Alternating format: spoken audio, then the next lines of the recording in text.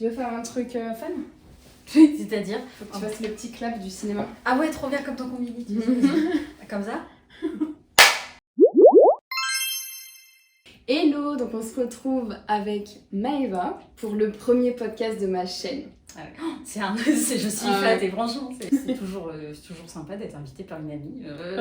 Bah ouais. Je suis très contente que tu sois là et en plus que tu fasses ce premier épisode. Ah bah, on commence toujours par quelque chose. Hein. J'espère que c'est pas comme j'ai envie de faire une blague. Putain,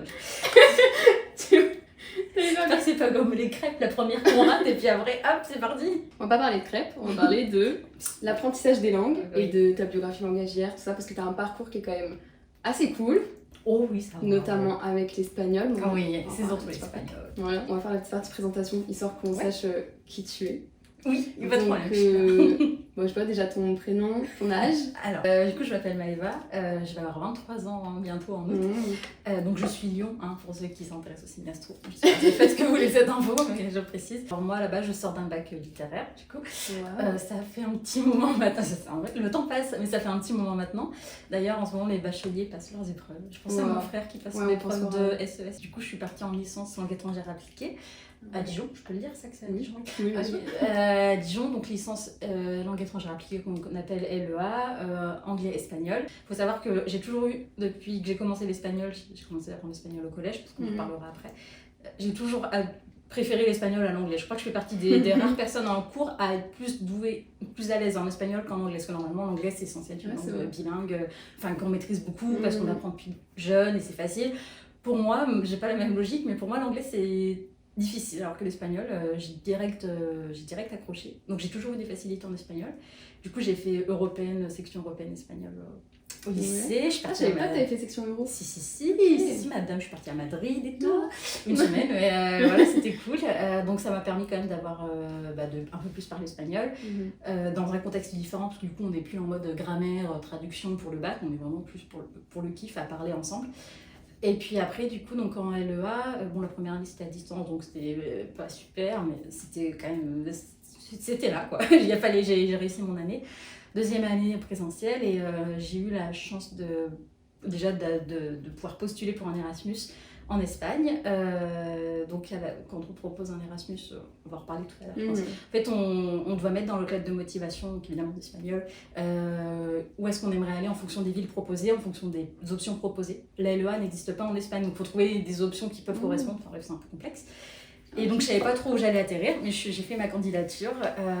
J'ai eu du coup la réponse comme quoi, quelques semaines après, je faisais partie des sélectionnés pour partir. À la base, j'avais quand même pris pour Madrid parce que c'était celle qui correspondait mieux l'université à ce que je voulais faire. Et puis Madrid, c'est quand même, dans l'idée collective, c'est la capitale, c'est un pays qui fait rêver les étrangers. En tout cas, moi, c'est un rêve. Et j'avais déjà été là-bas en plus. Et c'est vrai que, honnêtement, j'aime beaucoup Madrid. Je suis allée plusieurs fois, enfin 2-3 fois. Oui, 2 fois, mais j'ai beaucoup aimé. Et en fait, j'ai hâte d'y retourner, je sais pas quand, mais j'ai hâte.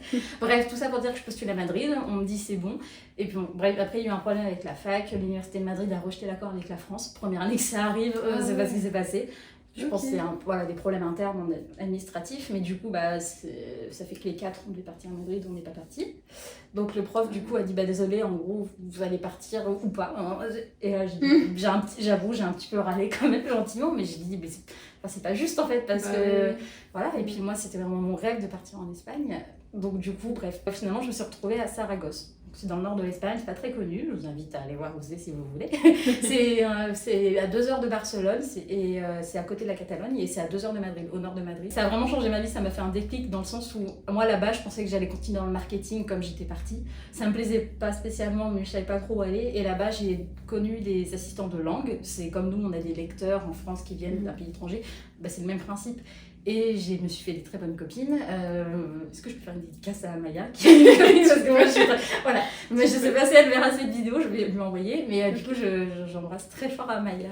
Et du coup, voilà, je me suis vraiment bien entendue avec les assistants de langue, plus qu'avec les Erasmus, ceux qui viennent d'Erasmus, parce que du coup, pour être honnête, on a beaucoup d'Erasmus sont là pour profiter un an, s'éclater.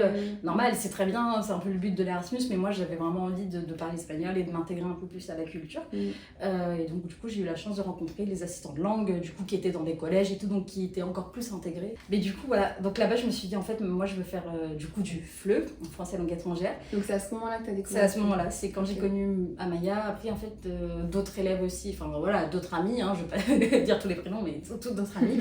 Et surtout en plus qui viennent des 4 coins de la France. Donc du coup, c'était intéressant d'avoir d'autres idées, comment ça fonctionne et tout. Parce qu'à Dijon, j'en avais jamais entendu parler. J'avais vaguement eu l'idée qu'on pouvait enseigner le français. Je savais qu'on pouvait enseigner le français à un public allophone, un public étranger, mais vraiment, c'était pas du tout dans mes plans. Et parce que voilà, les LEA, tout ça, on suit un peu les choses, et sauf qu'après il fallait rentrer en master. Donc du coup, en fait, je me dis je vais postuler en master FLE, FEAL, qui est à Dijon, sauf que pour postuler en master FLE, on peut pas y rentrer comme ça, théoriquement, il faut faire une licence avec une option avant, l'option FLE, comme toi t'as fait. Ouais, c'est ce que j'ai fait du coup. J'ai eu l'option FLE. Voilà, exactement, t'as eu l'option FLE. Moi je l'avais pas en LEA, puis en plus, même si elle était proposée, je pense que je l'aurais pas prise, parce que j'étais pas forcément... je connaissais pas du tout le concept. Bah ouais, c'est ça qu'on connaît pas, ils ne disent rien par rapport au FLE. Non, c'est très... Il y a pas beaucoup de personnes qui connaissent. D'ailleurs, beaucoup de personnes à qui je parle, parce qu'on me demande tu fais quoi dans la vie et tout, quand je dis le FLE, ça fait rire les gens, parce que le FLE, c'est drôle, c'est rigolo. FLE. C'est compliqué, mais je dis je veux continuer à parler espagnol, je veux prendre l'option FLE absolument. Et du coup, j'ai réussi via l'administration à la fac, via un dossier comme ça que j'ai fait, je m'en rappelle beaucoup bien, ce dossier comme ça là, que j'ai envoyé à la fac en fait en disant que je voulais passer en LLCER du coup, langue, littérature, civilisation étrangère et régionale. Bon, à Dijon, il n'y a pas de R, il y a juste LLCE. Ouais, c'est vrai. Non, c'est vrai, j'ai regardé, du coup en espagnol, mais direct en 3e année, parce que je voulais pas refaire 3 ans de licence. J'ai été acceptée, j'ai fait du coup l'année dernière 1 an où j'ai dû... en gros, prendre connaissance des 2 ans d'avant pour être à jour dans le programme et également travailler l'année, qui était la 3e année. Donc c'était un peu compliqué, mais j'ai réussi mon année de justesse. J'ai réussi à valider toutes les épreuves et du coup, avec l'option FLE. D'ailleurs, on s'est vu aussi à ces cours-là. Ouais. Je dois avouer que j'y allais pas tout le temps, mais c'est vrai, j'allais pas beaucoup aux cours. Parce que c'est pas assez difficile. Non, vraiment, j'avoue, j'étais pas... Après, c'est pas pour le justifier, mais les cours d'espagnol me fatiguaient beaucoup, mais c'est pas une raison. Non, en plus, les cours de FLE étaient tard. Ouais, c'était tard. C'était jusqu'à 19 ans. Non, avec on avait du grec qui est intégré dans l'option FLE. Oui. Pour se mettre dans la peau d'un étranger qui arrive et qui parle pas du tout la langue, pas du tout les mêmes bases et tout. Donc nous, pareil avec le grec moderne. Et bon, c'était assez laborieux. Disons que c'est une langue difficile et ça finissait à 20h le mardi. Ouais, voilà. Oui, donc c'est le grec qui terminait à 20h. 18 à 20h, sachant qu'avant on faisait 17-18. On faisait encore aussi du il y avait du FLE. Ouais, on enchaînait, Ça c'était bien. En plus, disons que l'ambiance était bien dans la classe parce que la prof, c'est une prof c'est une intervenante parce qu'elle donne des cours à côté, je crois. Donc ça, c'est vrai que c'est intéressant quand on est ce genre de professionnels qui c'est ça, t'as des gens qui viennent du terrain, donc ils savent exactement comment ça se passe, et qui peuvent vraiment te donner des conseils. Ouais, c'est concret. J'avais l'impression qu'on était plus intégrés dans le FLE, dans ce qu'elles aimaient. Et en fait, c'est vraiment mon avis, mais j'ai senti une bienveillance de leur part. Et l'univers du FLE, après je l'ai découvert aussi parce que j'ai donné les cours dans une association pendant ma 3e année, tout ça. Et vraiment, en fait, j'ai remarqué que c'était quand même globalement un univers bienveillant. Enfin, il y a cette volonté, c'est un peu, ça fait très monde des bisounours, mais en fait, j'ai senti, je sais pas comment dire... disons que je sais pas si tu ressens comme ça aussi, mais le monde du FLE, parce que quand tu veux travailler dans l'enseignement, en général, on dit soit MEF, soit FLE, soit FLE, quoi. Et je trouve que le monde du FLE donne plus envie que l'éducation nationale, où ça fait très... c'est très carré, t'as des règles. Faut que tu rentres dans des normes, c'est très... c'est très codifié, quoi. Et est-ce que l'option, c'est ce qui t'a fait le déclic de « Ok, je veux vraiment aller en FLE » ou est-ce que ça t'a... En fait, du départ, je savais que je voulais aller en FLE. Après, moi, c'est vrai qu'à l'année dernière, j'étais pas du tout autant investie dans le FLE parce que, encore une fois, j'avais ma licence espagnole et c'était un peu... c'était une période compliquée parce que du coup, je revenais de mon Erasmus, donc il a fallu un peu... En vrai, j'étais contente de rentrer, mais parce que 1 an, c'est bien, mais je voulais revoir mes proches et tout ça. Puis moi, j'aime beaucoup Dijon personnellement, donc ça me manquait quand même un peu. Mais c'était compliqué. Donc, du coup, j'étais pas trop intégrée au FLE. Donc, on peut pas dire que c'est ça qui m'a encore plus donné envie, mais en tout cas ça m'a pas dégoûté non plus. J'avais cours et c'était très bien parce que j'ai commencé d'avoir des bases, on a revu la grammaire, ce genre de choses. Donc c'était intéressant d'avoir déjà une approche un peu nouvelle dans la didactique et tout. Mais disons que c'est plus en fait l'expérience que j'ai eue à côté, dans le stage, à l'association où j'ai donné des cours à des réfugiés. C'est plus ce que je faisais à côté qui m'a plu et puis... parce que du coup, tu as commencé à donner des cours de FLE avant même d'avoir ton diplôme. Même en Espagne, je donnais effectivement des cours de français, même en Espagne, un petit espagnol qui maintenant il doit avoir 11 ans ou 12 ans, mais il avait 10 ans à ce moment-là.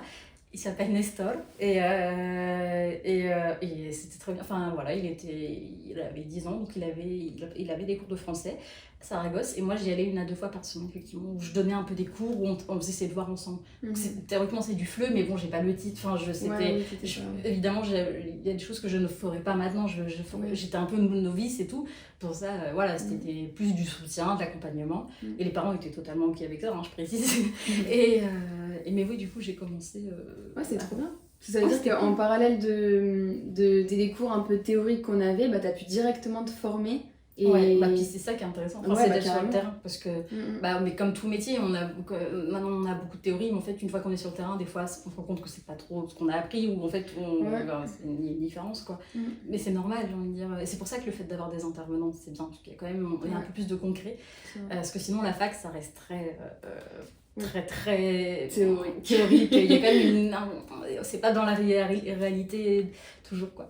C'est vrai. Et voilà. Puis après, du coup, je suis entrée en master FLE depuis septembre, et puis bah voilà.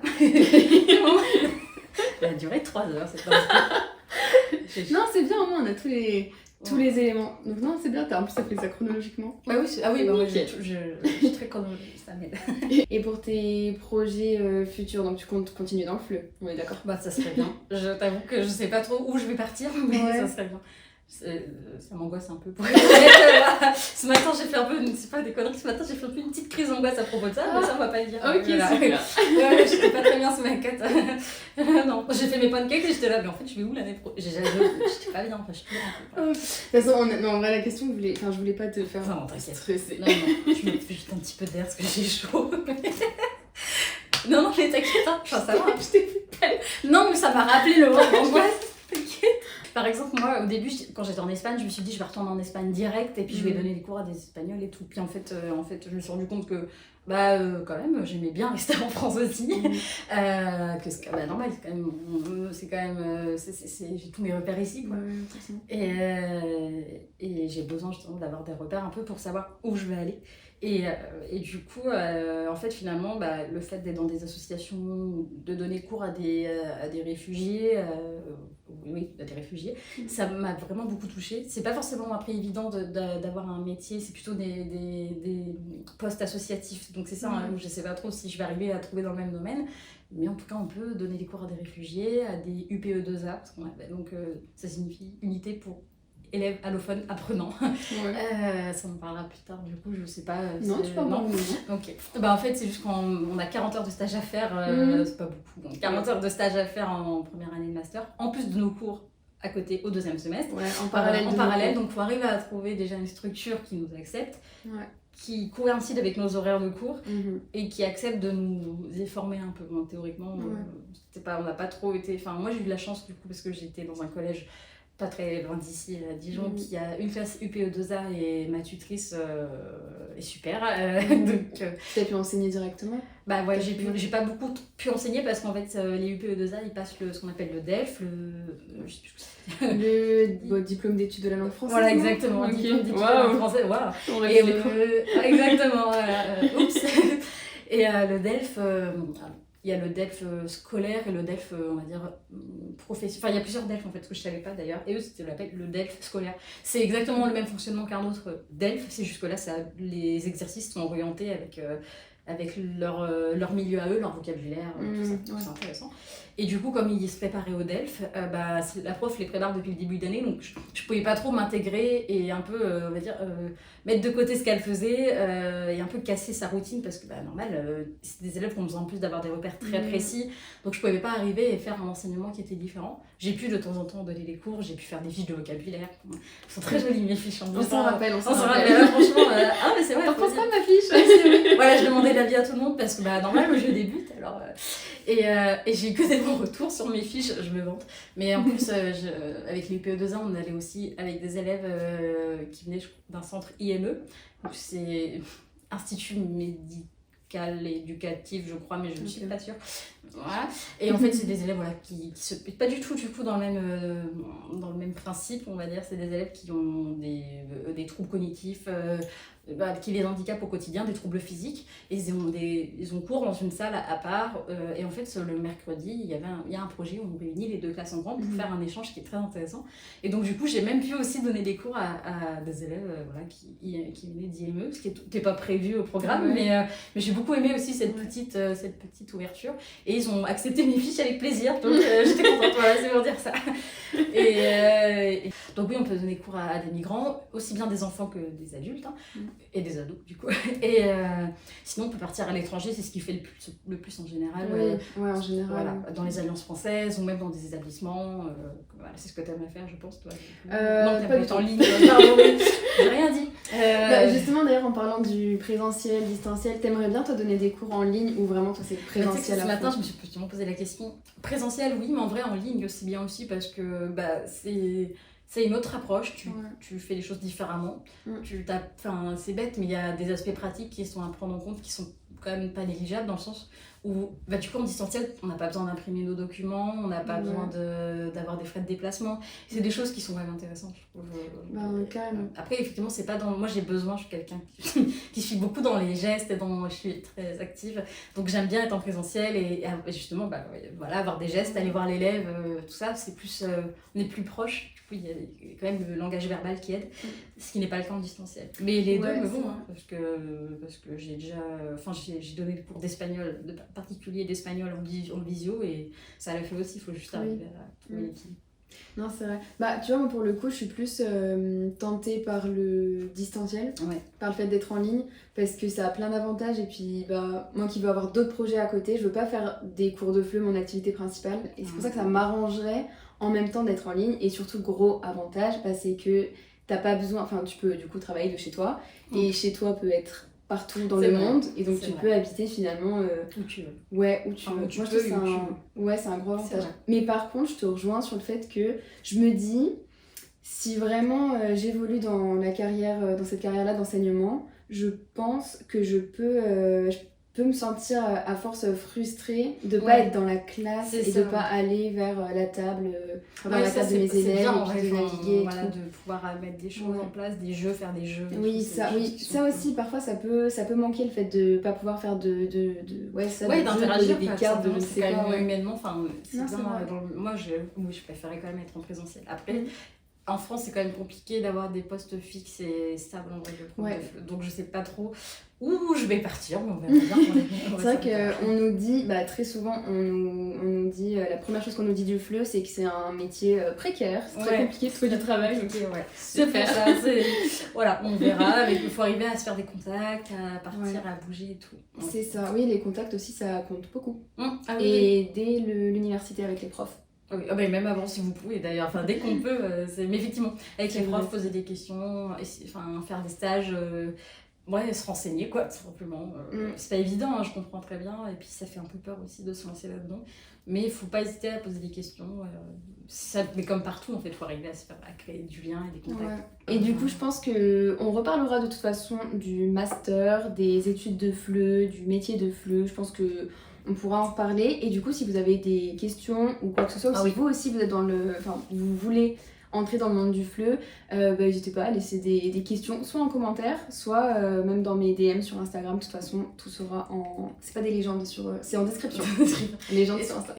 Toujours par rapport au monde du FLE, on va plus axer sur l'apprentissage des langues étrangères. Et donc la première question est très officielle. Non. Je voulais savoir quelle place et quelle importance a l'apprentissage des langues étrangères dans du coup ton métier. Est-ce que pour toi, apprendre des langues étrangères en FLE, c'est quelque chose que tu recommanderais, que tu trouves limite obligatoire, c'est préférable, ou quel est ton avis? Évidemment, c'est quand même préférable dans le sens où le FLE, on est amené à avoir des personnes de toute nationalité confondues. Malheureusement, on ne peut pas apprendre toutes les langues et souvent on a plusieurs... souvent.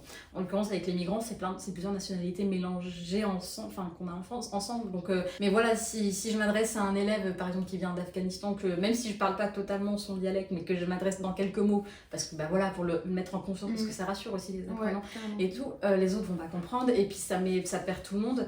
Déjà qu'ils ne comprennent pas le français, donc si en plus on se met à parler, c'est pas possible, ça serait impossible, ça c'est sûr. Mais après, c'est quand même bien.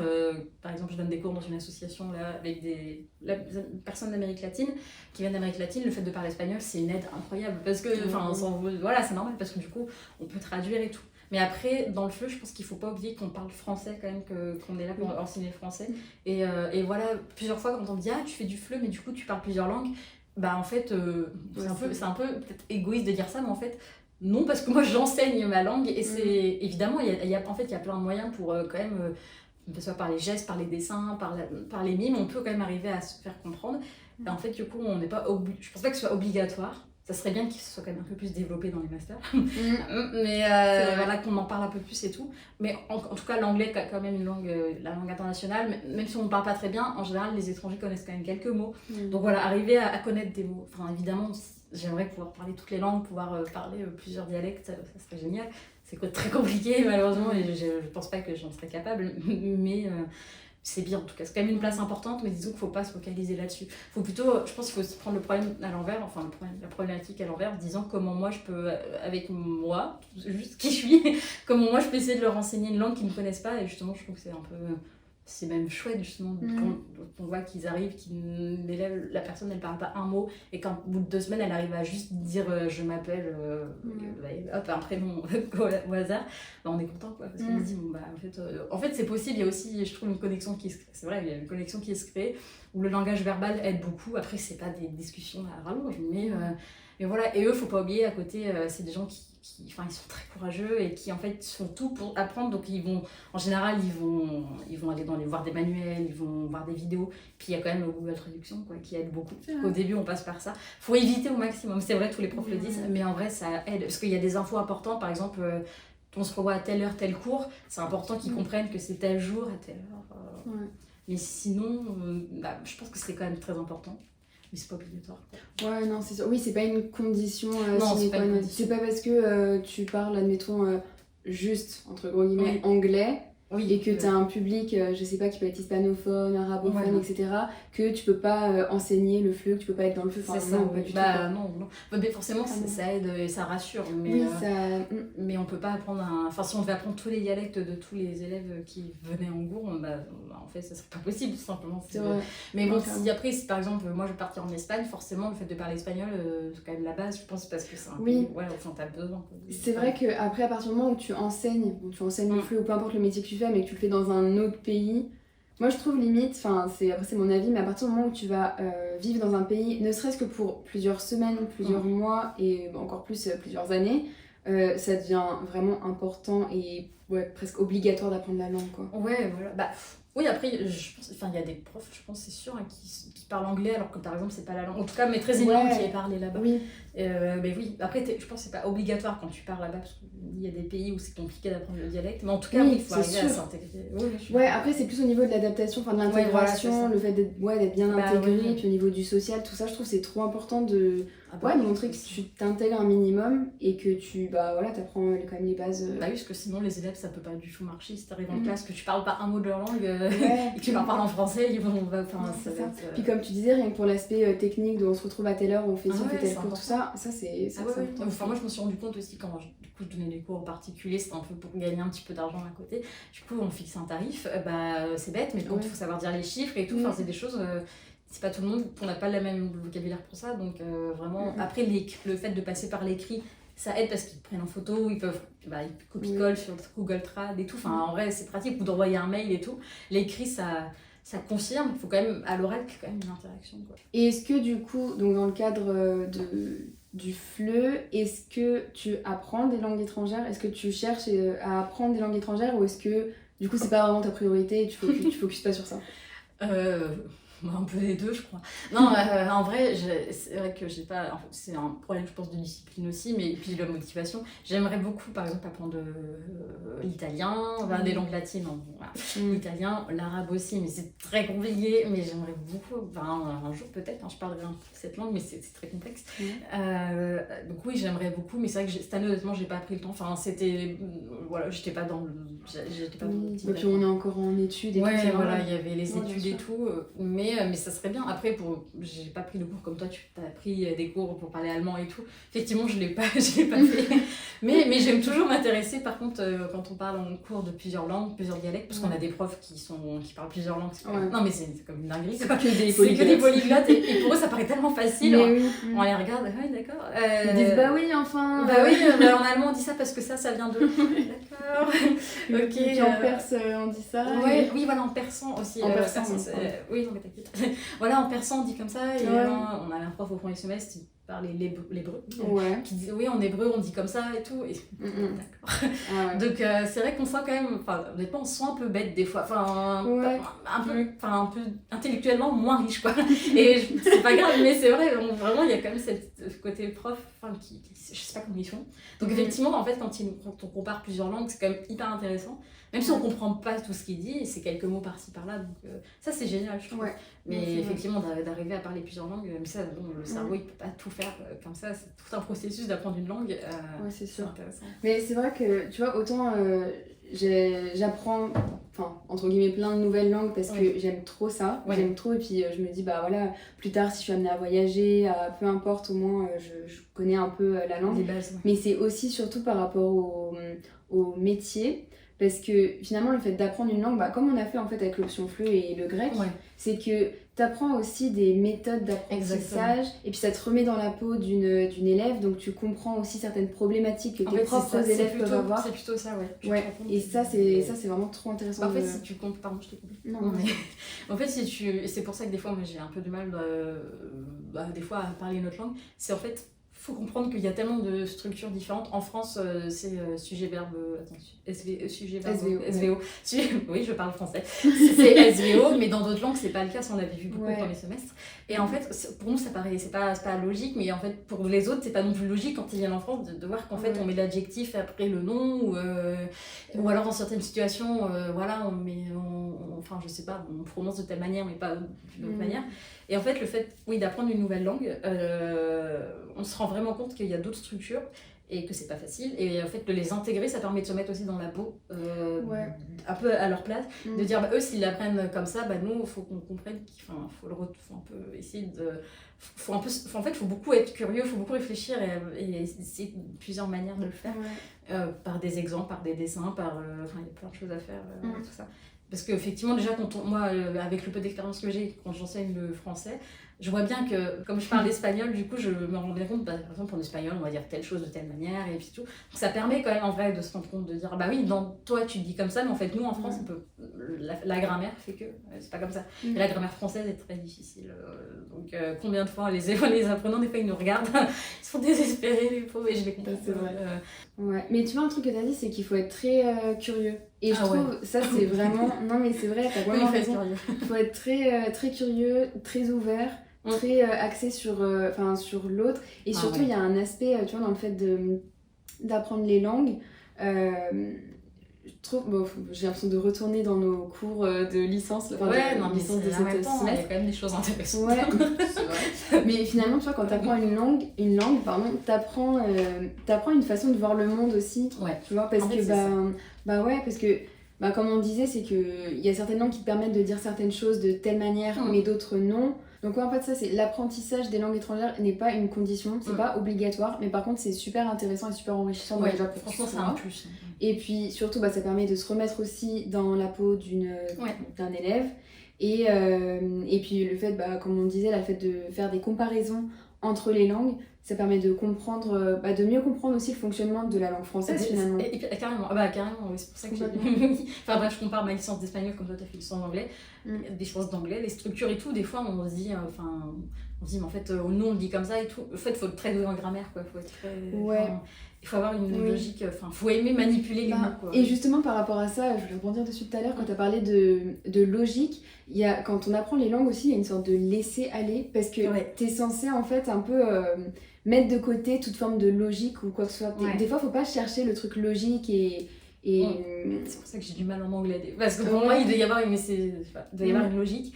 Parce qu'en espagnol, c'est une langue latine comme le français, donc en fait, la logique, naturellement, c'est à peu près les mêmes structures. Mais l'anglais, moins. Mais bref, c'est pour ça que j'ai encore du mal, mais mon cerveau peut-être un jour va comprendre que c'est pas grave. mais ça c'est une question aussi de manière d'être aussi. Ouais, non oui c'est sûr. Non c'est sûr. Bah tu vois peut-être, je pense que moi c'est l'inverse de toi, le lâcher prise je l'ai peut-être pas assez en espagnol quoique, je sais pas. Ouais, oui parce que justement ça peut faire peur, comme ça ressemble beaucoup au français, on se dit c'est facile mais en même temps je comprends pas. D'ailleurs je vois qu'il y a mon manuel juste là, juste ici, le truc d'espagnol. Ah oui. Bah, c'est bien, je sais, voilà. Léa, parce que quand j'ai déménagé mes cartons, Léa avait l'air intéressée, donc je l'ai prêté. Pas de problème, je ne l'ai pas ouvert. Je suis désolée. Alors je suis forcément énervée. Je t'assure, je l'ai pas beaucoup ouvert non plus en 3 ans de licence, mais si quand même. Parce que tu vois, juste à côté, il y a le manuel d'allemand. Je l'utilise beaucoup plus que l'espagnol. Oui, je t'en veux pas, t'as le droit de préférer apprendre l'allemand pour le moment. Mais moi j'aimerais, du coup, tu m'as un peu influencée parce que j'aimerais aussi l'apprendre du coup. C'était pas prévu au programme. Mais, rejoins-moi dans cette aventure. Oui, enchantée. Le truc, c'est que ça va mettre beaucoup plus de temps que Léa parce que justement, moi je veux trop avoir ma logique à moi et j'ai besoin de mettre. Je m'éparpille beaucoup. On peut le dire, j'ai un trouble de l'attention, mais c'est possible de très bien vivre avec, la preuve en est. Mais en fait, il faut toujours arriver à se recentrer, à un peu comprendre que ma logique n'est pas la logique des autres et ça j'ai pas de problème pour le faire avec les autres, mais avec moi-même c'est un peu compliqué. Mais ça s'apprend, c'est juste que c'est un travail qui en fait on se rend pas compte, mais apprendre une langue c'est tellement compliqué cognitivement parlant. Le cerveau ça lui fait faire un travail mais monumental parce que du coup c'est toute une connexion neuronale qui change et la plasticité cérébrale des termes qui exactement. C'était mon exposé, j'en avais parlé j'avais fait un exposé sur le bilinguisme dès le plus jeune âge en fait. On avait chacun un exposé à faire au semestre. Donc voilà. Mais en tout cas en fait on croit que c'est facile et tout, pas du tout. Effectivement plus on apprend jeune, mieux c'est parce que l'enfant direct, plus il va être intégré à la langue, plus il va comprendre sa logique. Mais en grandissant, c'est possible, c'est juste plus compliqué. Attends, c'est le biril. J'espère le faire à la caméra. Tu veux faire un biril? Ouais. Ouais. Bah, tu peux. Il reste 1 minute en plus. Tu vas être dessus, c'est bon? Oui. Ouais. J'ai fait un bruit avec ma bouche. Bah, mais on le fait tous, ça, t'inquiète. On va passer à la partie biographie langagière. Est-ce que tu te souviens de cette fameuse biographie langagière? Oh, quel je vis là. Oui, je me rappelle. Je te rassure, on va pas faire les 30 pages. Non, on avait fait combien de pages? 15 en vrai, je crois. Je sais plus, j'allais dire 60, ça c'est le mémoire. Chaque chose à sa place. Je sais plus. On avait fait 20 pages max. Peut-être. En tout cas, on avait rédigé, donc c'était dans le cadre de notre option FLE, on avait rédigé une biographie langagière d'une 15aine de pages et on devait en fait décrire toutes les langues qu'on avait apprises, dans quel contexte, quelle méthode utiliser, enfin vraiment très détaillé. Ouais, très détaillé. Et d'ailleurs, j'allais dire quelques mois, mais même 1 an, j'avais fait une vidéo, c'est d'ailleurs la première qui doit apparaître sur ma chaîne. J'avais fait une vidéo j'avais fait une vidéo sur justement la biographie langagière et j'avais mis en description un e-book gratuit pour vous aider. J'apprends les choses, moi, pas de soucis. Pour vous aider vous aussi à l'écrire. Voilà, donc c'est toujours disponible si vous voulez vous en servir. En tout cas, c'est un travail qui était très fastidieux, mais très intéressant. Et donc, du coup, on va pas tout refaire tout en détail, certainement pas. Je suis pas sûre mais est-ce que tu peux nous dire au moins déjà quelles sont les langues que tu parles et que tu apprends? J'apprends plus de langue actuellement, mais t'apprends l'espagnol encore quand tu parles espagnol. Oui, mais pour moi apprendre c'est de prendre des cours. Mais non. Oui. Bah bien sûr. Alors l'anglais du coup oui, parce qu'en vrai si l'anglais, j'apprends l'anglais quand même parce que là en plus je vais bientôt en avoir besoin parce que je vais travailler dans un job saisonnier où il y a beaucoup d'étrangers. C'est un job d'été, un peu du tout en rapport avec le FLE. Et du coup, faut pratiquer l'anglais. J'ai les bases, c'est juste qu'il faut pratiquer, quoi. Et en fait, ce qui est très drôle, ou pas pour moi, quand je parle anglais, j'ai un accent espagnol. Du coup, les gens me regardent très chelou. Et j'ai un mauvais accent espagnol. Donc, dans tous les cas, quoi que je parle, on ne comprend pas trop. Enfin, si, on comprend, mais on se moque de moi. Je trouve, petite parenthèse, qu'en France, on nous fait beaucoup complexe. On juge beaucoup parce qu'on n'a pas un bon accent, que ce soit les Français qui parlent anglais ou les Anglais qui viennent en France ou les étrangers. Enfin, il y a beaucoup d'anglais, donc c'est pour ça. On se moque toujours. En France, on n'est pas très tolérant. Alors qu'on parle 0 langue. En plus, et qu'on est archi nul quand même, excusez-moi, mais franchement, l'apprentissage des langues, il est pas terrible. Ça s'améliore maintenant, mais je ne dénigre pas ça. Non, mais ça, on en fera un podcast à part entière, franchement. Franchement, c'est... Ouais, parce qu'il y a des choses à dire. Hein. Dans tous les cas, oui, en France, on juge beaucoup. Ouais. Mais franchement, moi, quand je suis partie en Espagne, j'avais très honte, pour être honnête, parce que je sais pas rouler les R. Oui, c'est con, quand on parle espagnol, on roule les R. Et pas que espagnol, d'ailleurs. Mais en fait, alors oui, on rigolait, parce que forcément, ça fait rire. Mais on s'est jamais moqué vraiment méchamment. Et alors qu'en France, j'ai eu un prof, je me rappellerai toujours, qui s'est bien moqué de moi, mais lançait des pics et tout, qui étaient pas cool. Et du coup, ça me complexé en partant et en fait vraiment ils m'ont dit du moment qu'on te comprend déjà c'est bien et même avec le temps petite fierté à la fin quand vraiment je suis restée longtemps et tout on m'a dit franchement oui on sait que t'es française mais parce que bon quand même un accent mais il dit sinon on a quand même vraiment l'impression de parler avec quelqu'un qui est en Espagne dans le sens où visiblement j'avais les expressions et tout parce que ça fait 8 mois que j'y étais et donc en fait c'est pas grave genre vraiment si on se fait comprendre tant mieux en fait c'est ça le plus important dans une langue parce que c'est ce que quand les apprenants viennent qui disent ouais mais je sais pas dire ça en français je me trompe c'est pas grave du moment qu'on te comprend c'est vraiment genre faut arrêter de prendre le cas scolaire quoi donc ça vraiment je tiens à rassurer il faut pas se complexer pour ça si vous savez pas rouler les airs et que vous voulez partir en Espagne je l'ai fait je suis pas morte je suis toujours là et je parle toujours espagnol et ça me va très bien mais du coup j'apprends l'anglais et l'espagnol après voilà effectivement des fois quand il y a des phrases par exemple en italien que je tombe sur des réels en italien et tout j'arrive à comprendre et j'aime bien essayer de l'apprendre parce que j'ai fait un peu d'italien dans ma vie 1 an et ma coloc était italienne enfin toujours italienne en Espagne donc Ludovica bon elle verra pas cette vidéo du coup mais je fais un coucou et du coup c'est une très belle langue quoi donc j'arrive à comprendre l'italien le parler non mais j'arrive à le comprendre le portugais aussi parce que ça ressemble beaucoup à l'espagnol et à l'italien donc en fait pareil j'arrive à le comprendre mais après c'est pas ça s'arrête là quoi. Mais sinon après j'ai appris d'autres langues mais je sais pas si du latin mais, voilà c'est une langue morte voilà on le sait bien je pense que maintenant ça a pu m'aider quelques fois au premier semestre parce que quand on a vu l'histoire des déclinaisons et tout quand en allemand il y a des déclinaisons par exemple juste de me dire ok je l'ai déjà fait de comprendre qu'en fait que ça a un peu le fonctionnement c'est bien mais je vous avoue que je sais dire juste joyeux anniversaire en italien en italien en latin pardon et c'est quoi du coup Félix Dies Natalis voilà j'espère que ma prof de latin va passer là faut que j'arrête avec ça personne tout le monde s'en fout s'en fout de moi hein, pas de toi et t'as oublié de mentionner une langue l'italien du coup c'est ça que j'ai appris. Ah le grec on se demande pourquoi dire on se demande pourquoi dis-moi un mot que t'as retenu en grec mais j'ai rien retenu si ça gopo je pense que ça veut dire je t'aime mais ça je le savais déjà avant de venir en cours non pas trop en fait mais non j'ai pas après le grec moi j'aimerais beaucoup l'apprendre mais les cours de grec et moi c'était pas une histoire d'amour pour des raisons qui n'est je sais pas si je peux me la défouler ou pas non on va éviter mais voilà disons que non mais après on peut le dire la méthode de l'enseignant me correspondait pas et te correspondait pas il nous a pris pour des bilingues directs alors qu'on n'est pas pour être très poli mais en fait pareil un prof qui parle plusieurs langues et en vrai en fait, il est impressionnant en fait. Je pense qu'il se rendait même pas compte en fait que pour nous c'était pas adapté. Mais c'est vrai qu'il était très exigeant par rapport à l'apprentissage du grec alors que nous c'est vrai que c'était déjà c'était une option. Ouais, déjà le FLE était une option. Le FLE c'était une initiation donc c'était vraiment juste on voulait juste apprendre au moins à lire à dire bonjour. L'alphabet quoi. Ouais le premier cours fallait déjà lire. Ouais, le premier cours, fallait déjà lire. Et puis, bien lire en plus. Ouais, bien lire. Après voilà, c'est des méthodes. Voilà, maintenant on est mature et tout, donc on n'est pas là juste à dénigrer. C'est juste qu'on se rend compte que moi, c'est des méthodes d'enseignement que je ne souhaite pas forcément réappliquer. Peut-être que ça peut marcher avec des élèves et je pense que ça a marché. Mais quand c'est des élèves qui sont un peu réservés comme moi, comme toi, un peu pas forcément réservés, mais pas à l'aise parce que on n'a jamais fait de grec de notre vie quoi. Mollo du coup s'il vous plaît mais d'ailleurs je pense que c'était tout le but justement de l'initiation au grec c'était de nous faire réfléchir sur la posture de l'enseignant et sur sa propre méthode. Elle nous l'avait dit là parce qu'après on devait détailler et là on avait le droit d'être un peu plus direct. Après je me rappelle un peu de l'alphabet quoi, voilà, parce que c'est ça on a passé déjà juste apprendre l'alphabet parce qu'on se rend pas compte encore une fois mais ça m'a permis de me mettre à la place des apprenants qui venaient d'un dialecte d'un pays totalement différent qui qui n'est pas le même alphabet que nous. Je pense par exemple aux Afghans, parce que c'est vrai que du coup, plusieurs fois, j'ai donné des cours à des personnes qui venaient de l'Afghanistan. On se rend pas compte, juste l'alphabet, déjà à quel point c'est une galère en fait. Parce que déjà, nous, le grec, moi j'ai galéré, parce qu'on minuscule, tout ça.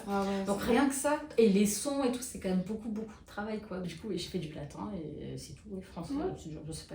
C'est déjà pas mal. Oui, mais bon, enfin. Par exemple, je me compare, mais toi, tu vois, qui a appris de l'allemand, qui fait plein de trucs, je trouve ça vachement chouette. Mais après, c'est bien, mais pas pour dire que je suis moins bien, tu vois. Oui, mais tu vois, j'ai juste des bribes un peu de partout, mais j'ai rien de très non plus concret. Ouais, mais j'aimerais bien faire ça. Des mots de vocabulaire et tout, c'est pas mal. Pour revenir à ton Erasmus en Espagne. En Espagne, oui. Pourquoi l'Espagne? Il y a tellement de choses à dire. Vous moquez pas, hein, d'accord? Non. Alors. Ah oui, c'est vrai. Ah oui.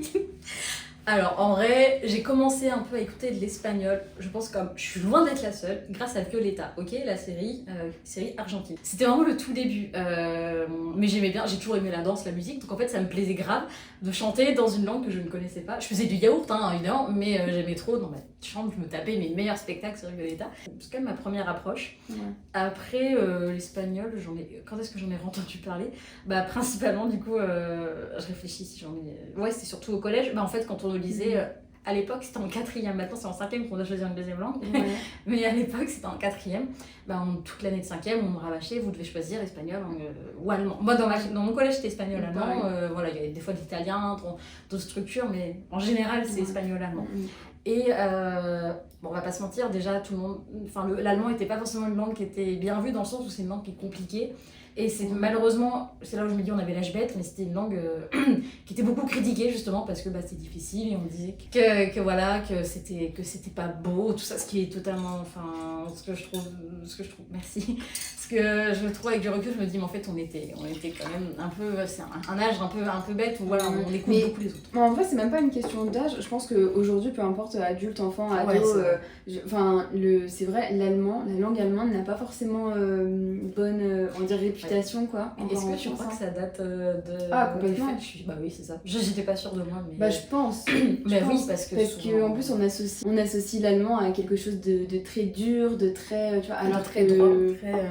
Ouais. Je veux dire militaire, mais on peut pas parler d'une langue militaire, mais dans très... Ouais non mais oui... Froide. Ouais aussi, mais tu vois, et je pense que ça c'est... Il y a vraiment une question de... Ouais c'est ça, il y a vraiment une question je pense d'héritage. Ah c'est vrai, non mais de fou. Je pense que c'est ça, oui. Oui, et puis comme surtout, mais c'est ça aussi, hein, parce que moi je connais pas l'espagnol grâce à Violeta, mais il n'y avait pas de série en allemand avec des personnages en allemand. Non, c'est pas beaucoup de chansons connues en allemand, à part Tokyo Hotel, je crois qu'il y a un groupe allemand. D'ailleurs, notre prof nous avait dit que pendant un temps, tout le monde voulait faire allemand parce que Tokyo Hotel était hyper. Ça m'a marqué. Parce qu'en fait, on est vachement aussi influencé par toute notre culture autour. C'est clairement vrai. Donc, effectivement, personne dans ma famille parlait allemand. On me disait que c'était une langue qui était compliquée. Bon, après, c'est vrai, elle est compliquée. Que c'était pas élégant, tout ça. L'espagnol, ça ressemble au français. Déjà, à l'époque, j'aimais pas autant le rouge, mais je pense qu'il y avait cet attrait. Et c'est fluide, ça donne envie de danser. Et je pense qu'en vrai, ça correspond mieux à ma personnalité. Et depuis tout à l'heure, je recule le moment. Et on doit avouer. On a tous eu des crushs d'enfance, j'espère, hein, au collège et tout. On avait tous des posters, je pense. Enfin, je sais pas toi, si t'avais des posters ou pas, ou si t'avais. Bon, ok, moi j'avais des posters. Voilà, de nos chanteurs préférés. Donc j'avais Violeta quand j'étais gamine. Et après, j'ai découvert le football. Je n'ai pas découvert, je savais ce que c'était, mais en fait, il y a un joueur de football qui s'appelle Antoine Griezmann, je pense que vous connaissez, qui est de Bourgogne comme nous. Et en fait, j'ai l'impression d'être vieille en disant ça, mais à l'époque, il n'était pas du tout connu, c'était en 2014, par là.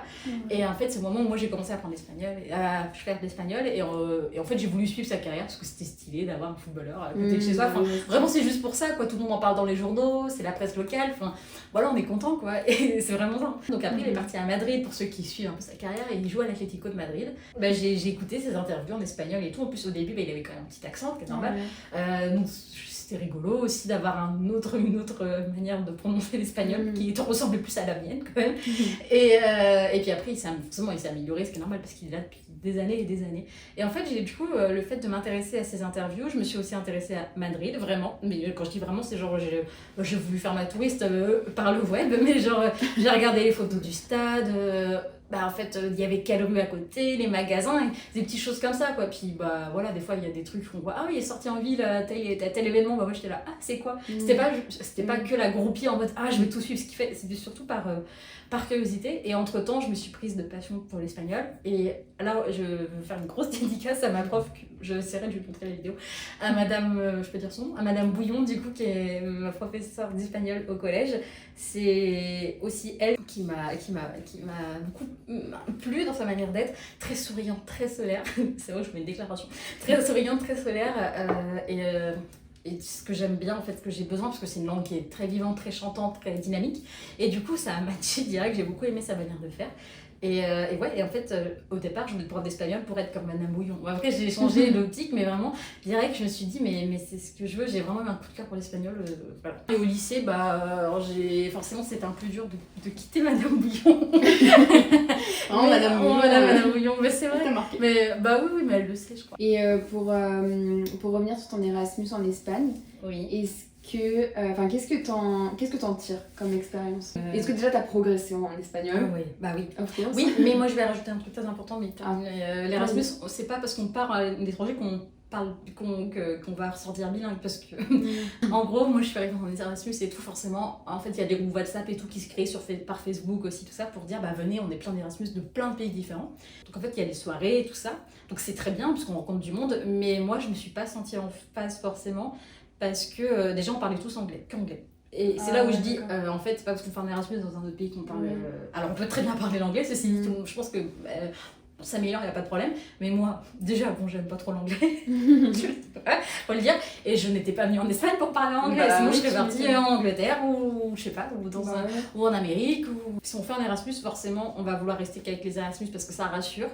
Mais du coup, en tout cas à titre personnel, moi mon but c'était de mieux parler espagnol. Donc en fait, ça me plaisait pas de rester qu'avec des gens pour faire la fête, rentrer tard le soir, louper des cours, parce que du coup, en fait, c'est pas une hygiène de vie qui me correspondait. C'est très bien de faire la fête, je sais pas, mais moi c'était pas ce que je voulais. Donc en vrai, je me suis pas toujours bien entendue.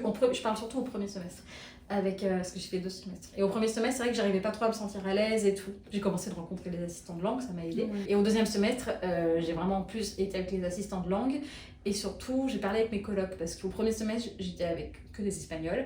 Mais c'est pas évident. Alors, oui, les Espagnols sont très bavards et tout, mais en fait, quand ils connaissent pas, ils te calculent pas comme. Ils sont pas. Non, clairement, j'étais un peu dure au début, mais j'étais totalement zappée. Et en fait, comme j'étais timide, je m'enfermais dans ma petite chambre. Ils ont un peu des mauvais clichés sur les Français. On a des bons clichés, le fait que. Quoi si, par exemple, au niveau de la culture, qu'on a des très beaux. Très belles villes. Ils adorent Disneyland, ils nous parlent tout le temps de Disneyland. Il n'y a pas de Disneyland. Non, il n'y a pas. Quand ils parlent de Paris, ils ne parlent que de Disney. Et en fait, ils avaient des mauvais avis sur les Parisiens parce qu'ils sont speed, parce qu'ils sont mauvais, parce qu'ils te poussent dans le métro, parce que ça pue, parce qu'ils t'harcèlent dans la rue. C'est vrai, parce qu'en Espagne, on en entend parler, mais en Espagne, j'ai quasi jamais été emmerdée par un mec, surtout pas de mauvais regards et tout. Donc, sur ma manière de m'habiller en tout cas. Donc voilà. J'étais justement plus jugée quand je m'étais imbérée, parce que pendant un temps, je m'étais bérée. Là, on me regardait vraiment en mode la française. Mais par contre, si je me mettais en tenue, entre guillemets, juste il fait chaud, il fait très chaud, en short et tout, j'avais aucun regard déplacé ou alors en tout cas moi je faisais pas gaffe à ça, quoi. J'avais pas peur de sortir la nuit toute seule. Et eux en tout cas ils avaient un peu du coup, comme ils me voyaient pas parler avec eux, rentrer à peine dire oh là parce qu'en plus je sais pas trop comment lancer la conversation, je parle pas espagnol moi. J'allais dans ma chambre en fait, ils me disaient en fait juste elle est aigrie, tu vois, elle veut pas de nous et tout. Okay. Alors en fait c'est juste que j'osais pas, c'était un peu mal interprété, mais bon voilà. J'ai réussi à parler avec eux le moment où je suis partie du coup pour rentrer chez mes parents en décembre. Je m'en rappelle très bien, j'ai grave sympathisé avec un coloc, mais je prenais mon bus dans 3 heures quoi. Genre, donc il a dit comment ça se fait qu'on n'ait pas parlé avant? Je fais t'as pas voulu venir me parler. Moi j'ai essayé mais c'était compliqué. Mais au 2e semestre du coup il y a eu plusieurs personnes qui sont parties. Il y en a une qui est restée, 2, mais surtout une qui est restée, une avec qui je m'entendais mieux, on va dire, qui est restée. Il y avait Ludovica, qui est ma coloc italienne. Et du coup, déjà le fait qu'on soit 2 Erasmus, ça a aidé un petit peu. Comme elle parlait pas français, je parlais pas italien, on pouvait se parler qu'en espagnol. Ou en anglais, mais moi j'ai dit non. Non. Je dis on est en Espagne, on parle espagnol. C'est très bien. Mais les Italiens parlent bien anglais en vrai. Donc du coup, quand t'es partie en Erasmus pour vraiment progresser en espagnol, il fallait vraiment que tu tu te détaches justement de ceux qui venaient pour l'Erasmus. Exactement. Oui, fallait que tu ailles plutôt vers les natifs ou vers ceux qui parlaient pas ceux du tout. Voilà, qui parlent, ou ceux qui parlent pas l'anglais ou le français, ça aide aussi du coup. En Erasmus, on vient de plein de masters, plein de licences différentes, école d'ingé, de kiné, enfin de médecin, tout ça, on sait qu'il y en a beaucoup. Moi, je viens d'une licence de langue, c'était pour valider ma licence de langue et pour parler espagnol. Ouais, en fait, pas tout le monde ne vient non plus avec les mêmes objectifs et non pas les mêmes priorités, quoi. Toi, c'était vraiment la langue. Ouais, c'est ça, j'ai ici. Ouais. Mais après, c'est pas évident parce que les natifs, ok, les Espagnols sont très bavards, mais comme un peu tout le monde, s'ils connaissent pas, ils vont pas du tout venir parler. En cours, je vous avoue, la fac, ça m'a pas plu, les profs étaient pas... Ah ouais, ça t'a pas plu les cours, sinon? Non. Ça fait 1 an, hein, ça a duré 1 an, mais non, parce que en fait, la LEA n'existe pas en Espagne à la licence. Donc en fait, il fallait qu'on se débrouille pour trouver des matières qui correspondaient aux UE de notre licence, mais du coup, les matières, elles venaient de plein de licences différentes. Par exemple, je sais pas, il fallait que je prenne une matière qui était similaire au marketing.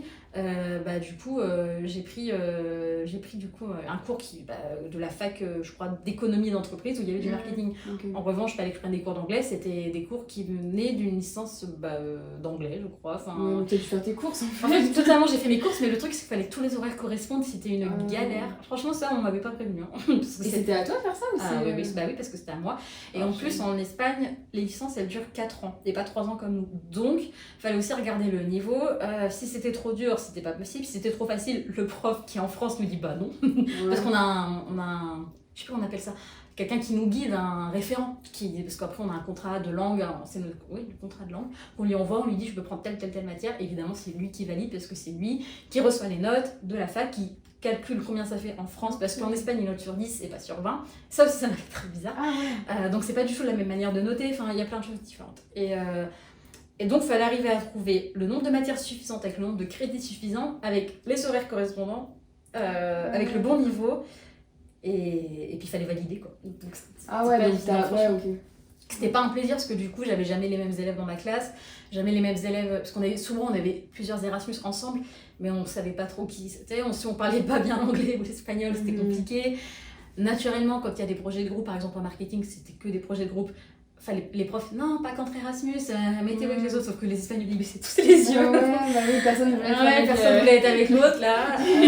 Ceux qui parlent pas notre langue. C'est ça, puis en vrai, je peux même pas trop leur en vouloir. Enfin, oui, c'est immature, mais en même temps, je peux pas leur en vouloir. Parce que pour eux, c'est vraiment c'est leur matière, c'est leurs études. C'est leurs études, c'est leur projet, vraiment. C'est leur projet, et puis ils veulent des bonnes notes. Puis en fait, ils se connaissent tous, quoi. Donc, c'est toujours compliqué, l'humain est compliqué, il y a toujours du mal à accepter quelqu'un d'autre et tout. Et en plus, le fait qu'on soit français, je pense pas que ça ait joué en notre faveur. Je vous le dis sincèrement parce que j'ai déjà entendu des échos là-dessus. Enfin, bref. Donc, j'ai pas pris de plaisir à aller au cours, mais. Donc, tu t'es pas intégrée dans une classe vraiment. Ah non, du tout. Ouais, c'est vraiment avec comme tu disais, les assistants de langue et puis tes colocs. Mes colocs au 2e semestre. Au 1er semestre, je vous avoue, j'en ai même. C'était difficile, quoi. Enfin, il y a le moment où on craque parce qu'on se dit, mais je sais pas. Enfin, on n'imagine pas ça. Et puis finalement, au 2e semestre, comme j'ai parlé espagnol avec ma coloc italienne, on était que des filles quasi du même âge. En fait, c'était totalement différent. Et du coup, on s'est mis à plus parler entre nous, normal, à dire, ah ouais, en France, comment tu dis ça en français, comment tu dis ça en italien. À ce moment-là, j'ai vraiment adoré passer du temps avec mes colocs. On était 4 nanas, toutes du même âge. J'ai beaucoup parlé, j'ai beaucoup progressé, parce qu'en fait, je rentrais chez moi le soir, je parlais tout en espagnol. Le matin, c'était pas juste bonjour, ça va, c'est vraiment. En fait, tu parles la vie de tous les jours. Et du coup, t'apprends beaucoup. Même si, en fait, je sais pas comment dire. Après, c'est comme nous, quand on apprend le français, on perd cet aspect logique, grammatical que tu as quand t'es en cours. Ouais, c'est ça, t'as un lâcher prise en fait au bout d'un moment. Et du coup, en fait, je peux réfléchir. Enfin, oui, forcément, on réfléchit toujours, c'est toujours fatigant. Mais il y avait plus ce truc de. Faut que je le dise comme ça dépend, évidemment, je vais pas dans les grandes lignes. Et du coup, c'était beaucoup plus spontané. Je prenais des expressions. Des fois, quand je sortais des expressions, du coup, il y avait une basque espagnole et une espagnole. Elle me regardait en mode ah, mais c'est toi, genre trop bien. Je disais des insultes. C'est vrai, les insultes, il faut les connaître parce qu'en Espagne, ils disent beaucoup d'insultes. C'est très courant, on va dire. Donc, du coup, j'apprenais comme ça en fait. C'est vraiment comme ça qu'on apprend. Pas que par les insultes. Alors, ce que je te propose, c'est qu'on termine ce petit podcast avec un petit jeu, entre guillemets. Trop bien. Donc, je vais te dire une phrase. Donc, la phrase, c'est si tu devais apprendre une langue pour... Et en fait, il y a plusieurs catégories. Donc, je te dicterai les catégories et tu me dis la langue que tu apprendrais pour tel objectif ou telle situation. T'as des idées? Très bien. Vraiment, j'adore les idées de Léa. Moi, Alors, la première, c'est si tu devais apprendre... Je regarde là-bas, il y a mon ordi. Si tu devais apprendre une langue pour la culture / le voyage. Par exemple, tu t'intéresses à une culture en particulier, t'aimerais connaître cette culture, vivre en immersion dans le pays. Moi, je suis tellement indécise, tu le sais très bien. Tu veux dire un pays en particulier où j'aimerais aller non. Ouais, ou une culture que t'aimes bien. Du coup, je vais dire espagnol, mais je connais. Tu veux dire l'espagnol? Non, l'italien en vrai. Si, l'italien. J'aimerais beaucoup découvrir la culture italienne et les îles tout autour de l'Italie. Ok, bien. Si tu devais apprendre une langue pour les sonorités, une langue que tu trouves belle. Italien. Non, j'en étais sûre.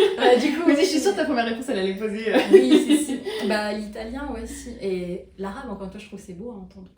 Je pense qu'il y a plusieurs manières de le prononcer. Je sais pas ouais, en vrai, je crois que t'es la première que j'entends dire ça. Oui, par rapport à l'arabe, parce que souvent, pareil, l'arabe, on dit que c'est pareil que l'allemand, on dit que c'est une langue très dure, très. Alors après, j'en ai pas beaucoup entendu non plus, mais oui, mais en même temps, il y a un aspect un peu. Des consonnes, des sons plus doux quand même. Je sais pas. Puis en plus, en espagnol, il y a plein de mots qui viennent de l'arabe et il y a des fois, en tout cas, moi, je trouve que c'est joli. Je comprends rien, mais je trouve ça joli, quoi. Après, j'ai pas beaucoup entendu parler. J'ai pas non plus entendu beaucoup de langues non plus. Ouais. Ok, bon choix. Évidemment. Si tu devais apprendre une langue pour, j'ai mis le challenge / le plaisir. Par exemple, une langue qui paraît compliquée, que t'as jamais envisagée, qui paraît étrange, je sais pas, t'es attirée par cette langue. Du coup, j'ai envie de dire l'arabe, mais comme ça, c'est qu'on fait 2 fois les mêmes réponses. L'arabe ou je réfléchis en vrai. Je sais pas du tout quelle langue on parle au Népal, mais j'aimerais bien aller au Népal. Aucune idée. Voilà. Ouais, je sais pas, on parle non, après je pense qu'il y a plusieurs dialectes, mais tout une langue asiatique en tout cas. Ouais. Si tu devais apprendre une langue pour ta famille, dans le sens où c'est une langue qui est parlée dans ta famille ou qui a déjà été parlée par des membres de ta famille. Bon, après ça pose la question des origines, je sais pas si moi je crois que j'ai une purement française. Mais il y a quelques siècles, quelques générations, je crois que sans rire, mon grand-père m'a dit qu'on avait des origines bretonnes. Donc je dirais, je vais prendre le dialecte breton. Nickel. Ça se trouve, j'étais une connerie.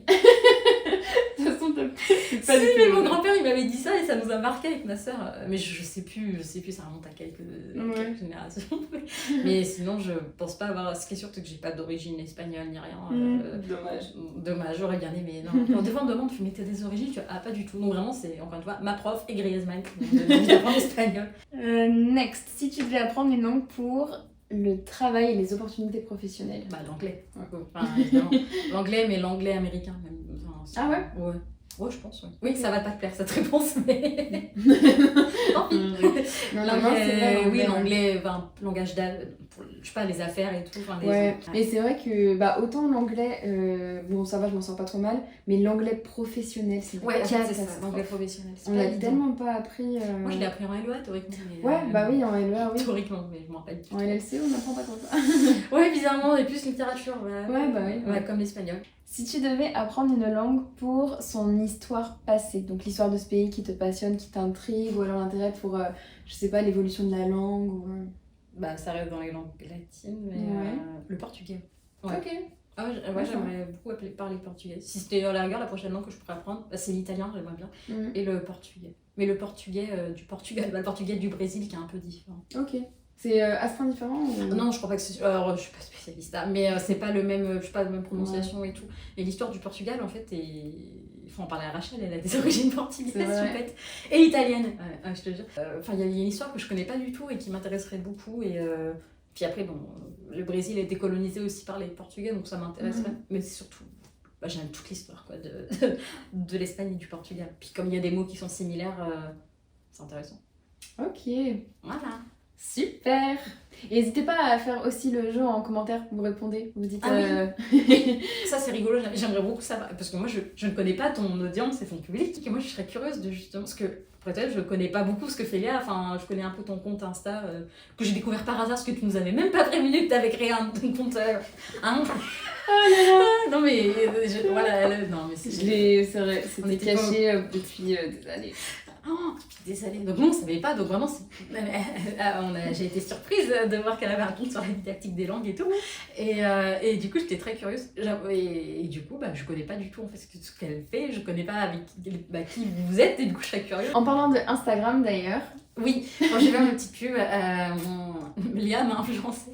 Je me suis dit, moi aussi, je vais faire un compte Insta et tout. Donc, j'ai créé un compte il y a une semaine en plus. Le Fleu et Maëva. Voilà, c'est avec. Il y a des tirés entre chaque mot, le tiré du 8, exactement. Merci Léa. Pour l'instant, j'ai pas de publication, mais j'ai prévu d'ici la fin de semaine de commencer à publier. En fait, je vais faire des petits posts sur la grammaire, sur des règles de grammaire, par exemple le genre grammatical, tout ça. Et ça va être au début, surtout pour un public débutant, mais après, j'ai aussi un peu pour un public plus âgé. De toute façon, ça sera indiqué au début. Excusez-moi, on va gramouiller. Tu vas recommencer ta phrase? Ou ça ce que je dis. On va l'entendre dans le micro. Non, je pense vraiment pas. Oui, puis c'est pas grave. Puis au pire, tu pourras mettre un truc enfin, ça va être drôle. J'ai faim. Un papier, j'ai vraiment. Non, mais t'inquiète, j'ai prévu de manger un truc chez moi. Tu sais que je me suis dit, je savais très bien que t'allais pas avoir des trucs gras chez toi. Vraiment, il y a pas de souci. T'es trop saine pour moi. Non, franchement, j'ai des dates. Non, c'est bon, j'ai envie. Ah, d'ailleurs. Du coup, attends, le poivron, il est là.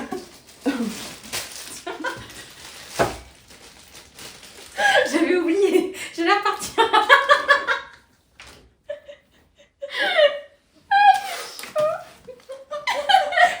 T'aurais pas pu prendre un autre moment. Parce que ça m'a fait penser. Bon, et bien, sur ce, merci. Tu vas pas le mettre dans la vidéo. Bien sûr que si.